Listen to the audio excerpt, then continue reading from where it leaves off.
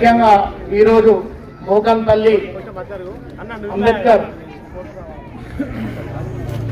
అంబేద్కర్ సంఘం తరఫున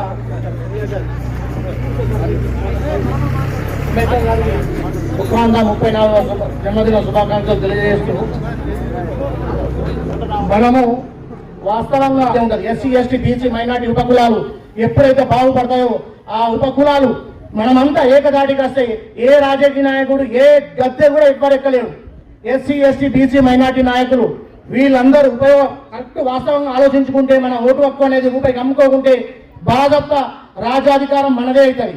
దానికి ఎనీ టైం ఈ రోజు అంబేద్కర్ ఎందుకు వెళ్తుంటే బామా నాయన మేల్కోరా నాయన అని చెప్పేసి అంటారు. దానికి ఏదో మన ఊళ్ళో ఏదో ఎగ్జాంపుల్ చెప్తుంటారు.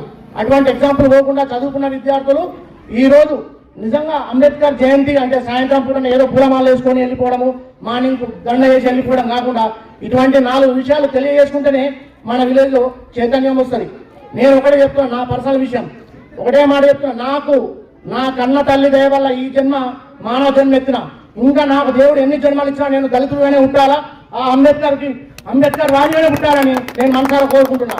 ఎందుకంటే ఆయన గురించి తెలిసి కూడా చాలా మంది బురదల్లే ప్రయత్నం చేస్తున్నారు రాజకీయాల వాళ్ళ రాజకీయ లబ్ధి కోసం. వాస్తవంగా మీ గుండె మీద చేసేసుకొని ఆలోచించండి.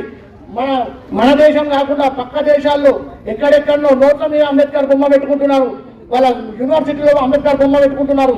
మనం అంబేద్కర్ బొమ్మ మన చేత పెట్టుకోవడానికి మనం భయపడుతున్నాం. ఏడికి వస్తుంది సొసైటీ ఎటుపోతున్నది ఆలోచించాలా. నాకు తెలిసిన 2 ముక్కలు చెప్పాను. జై భీమ్, థ్యాంక్ యూ. మాకెందుకు మాది కాదు ఆ నినాదం, గని అవగాహన లేకున్నది కొంత సమాజం. రాజ్యాంగం ప్రతిఫలాలు పొందుతూ జనం, అది అంటేందని అడిగే అవివేకుల దేశం.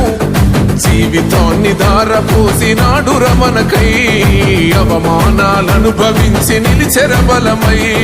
భావితరాల బతుకులు మార్చుట కొరకై, అణచబడిన వాళ్ళ కొరకు పుట్టెర వెలుగై.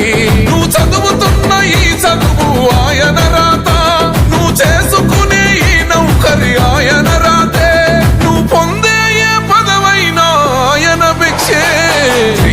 జై భీమ్ జనకుండ నినాదం, అందరం ఒకటై గెలవ.